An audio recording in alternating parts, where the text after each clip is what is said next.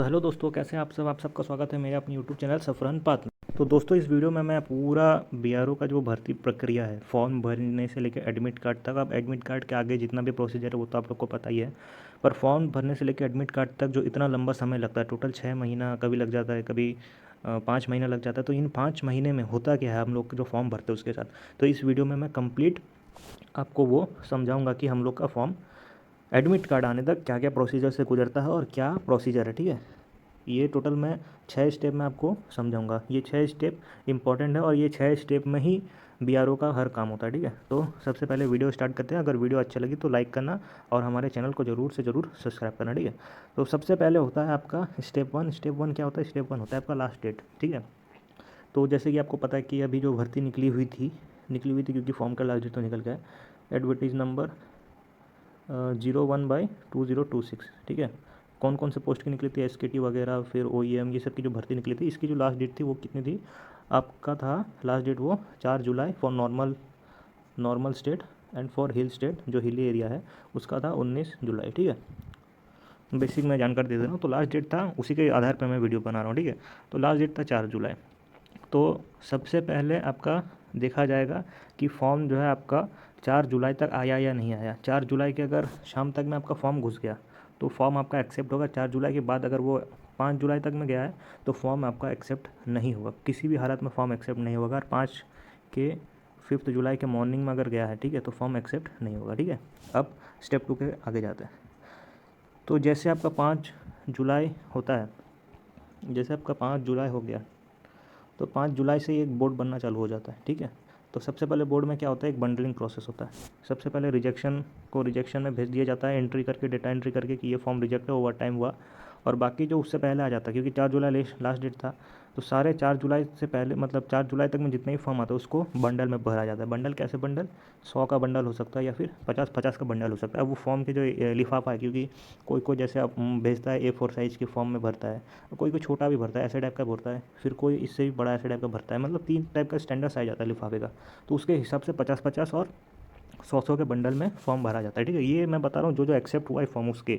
और जिसका 5 जुलाई के बाद, मतलब 4 जुलाई के बाद जिसका आया, उसका तो कहानी ख़त्म यहाँ पे। इसके आगे तो उसका कहानी चलेगा ही नहीं, चाहे कितना भी परसेंट लाए, कितना भी कुछ लाए, क्योंकि यार लगभग 40+ दिन देता है। ठीक है, 21 मई को फॉर्म चालू हुआ था और 4 जुलाई, आप हिसाब लगा लो कितना दिन आपको मिला फॉर्म भरने में। इसके बाद भी अगर फिर फॉर्म आ रहा है तो फिर बीआरओ क्या ही करे। ठीक है, ये जो है वीडियो मतलब और एक बार समझ लो, जिसका 4 जुलाई के बाद फॉर्म आया उसका तो कहानी है वहीं यहीं ख़त्म हो गया। ठीक है, उसका डायरेक्ट रिजेक्शन लिस्ट में डाल दिया जाता है। अब जिसका 4 जुलाई के बाद हुआ उसका पहले बंडल बन गया।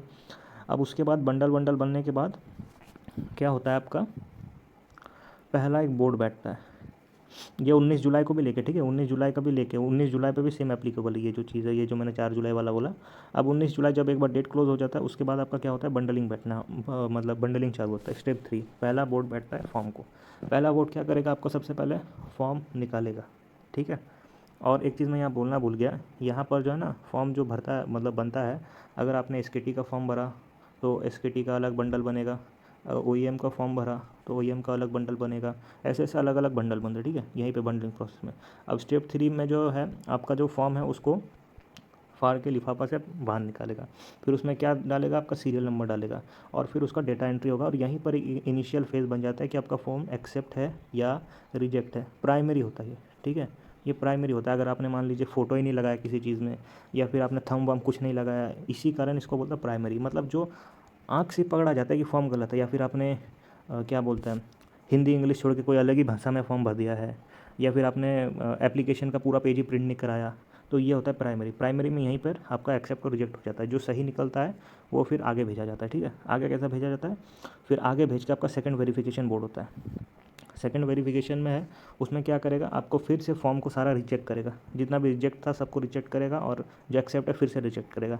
फिर आपका जो डेटा है उसको वेरीफाई करेगा बहुत अच्छे से, A to Z मिलाएगा। आपने फॉर्म कहीं गलत वलत नहीं भरा है, अगर माइनर मिस्टेक रहता है तो चल जाता है। अब ये पूरा डिपेंड होता है कि आपका बोर्ड मेंबर कैसा है, क्योंकि मैनुअली काम होता है।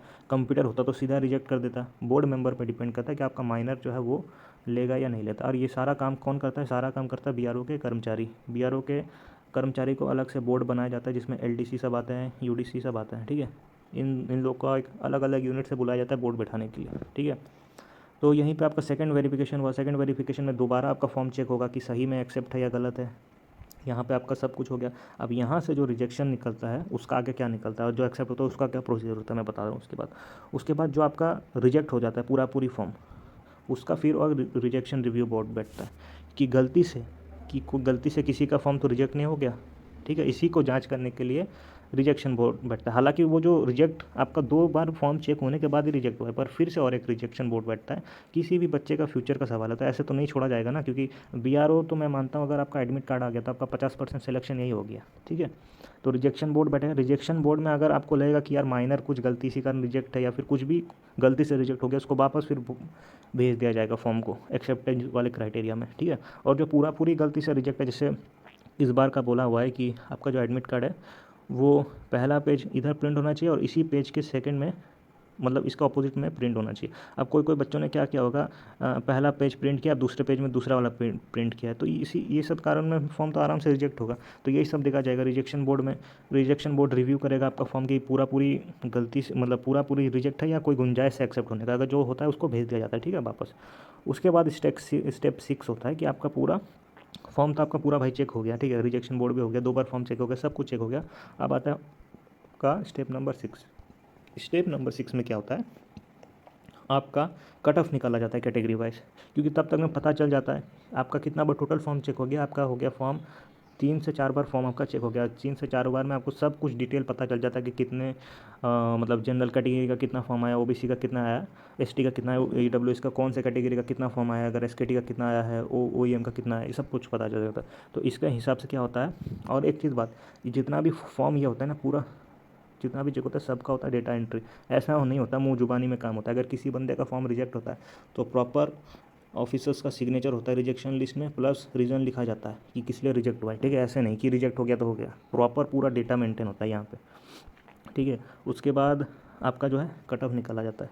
कट ऑफ निकालने के बाद क्या होता है, एडमिट कार्ड प्रोसीजर चालू हो जाता है। और एडमिट कार्ड पे सबसे पहले आपका पीडीएफ निकालता है, उसके बाद आपको फिजिकली भेजा जाता है आपके एड्रेस में, ठीक है। और उसके बाद तो यार आप एग्ज़ाम देने ही आते हो, ये इसको थोड़ा कट करना, इसको भी थोड़ा कट करना।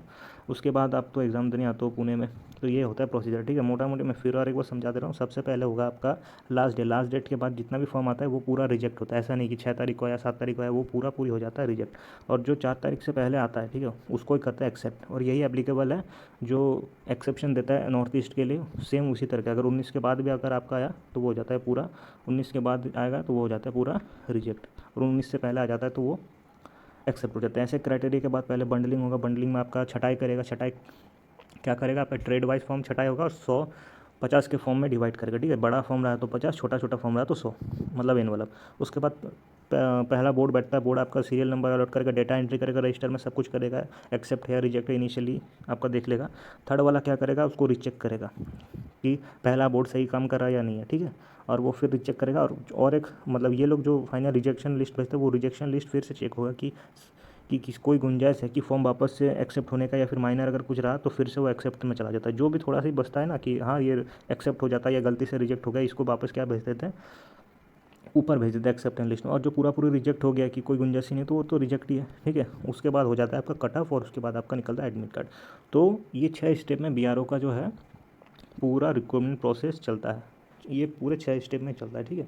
तो ये तो शायद अभी यही लास्ट भर्ती में ही चलेगी। लास्ट भर्ती मतलब अपना एडवर्टीज़ नंबर 012026 में चलेगा, क्योंकि अभी तो खबर आ रहा है कि जितना भी बीआरओ का रिक्रूटमेंट प्रोसेस होगा वो क्या हो जाएगा, अब से ऑनलाइन हो जाएगा। ऑनलाइन कौन सा वेबसाइट होगा, आरएमएस रिक्रूटमेंट मैनेजमेंट सिस्टम या सॉफ्टवेयर है, ये दोनों में से कुछ एक है।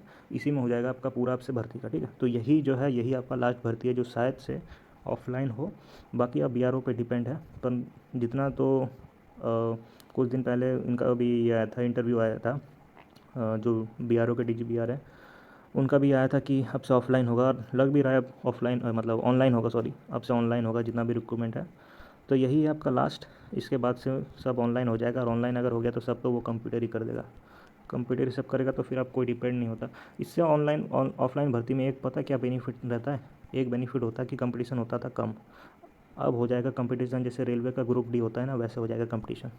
तो यही लास्ट भर्ती है और इसके बाद तो फिर अब ऑनलाइन ही हो जाएगा, ठीक है। तो वीडियो, हाँ नहीं वीडियो का ये बता रहा हूँ, अगर आप लोग को हम लोग के व्हाट्सएप ग्रुप में ज्वाइन करना है, उसमें मैं जितना भी क्लास लेता हूँ, एसकेटी का भी क्लास लेता हूँ, फिर जीके, बीआरओ, जीके, ओईएम, जितना भी यूट्यूब में क्लास लेता हूँ, उसमें जो क्लास पीडीएफ है वो फ्री प्रोवाइड करवा देता हूँ, ठीक है। तो कैसे ज्वाइन करें, तो सबसे पहले आपको वीडियो के कमेंट सेक्शन में लिंक मिल जाएगा, चैनल के बायो में लिंक मिल जाएगा, और वीडियो के डिस्क्रिप्शन में लिंक मिल जाएगा, ठीक है। ये तीनों जगह लिंक रहता है अपने व्हाट्सएप ग्रुप का, ठीक है। तो वीडियो अगर अच्छा लगा तो वीडियो को लाइक कीजिए, अगर कुछ भी यूज़फुल लगे और कुछ भी अगर डाउट लगे तो ज़रूर से ज़रूर कमेंट कीजिएगा। तब तक के लिए जय हिंद और जय बीआरओ, ज़रूर से ज़रूर हम लोग के चैनल को सब्सक्राइब कीजिएगा, ठीक है। धन्यवाद।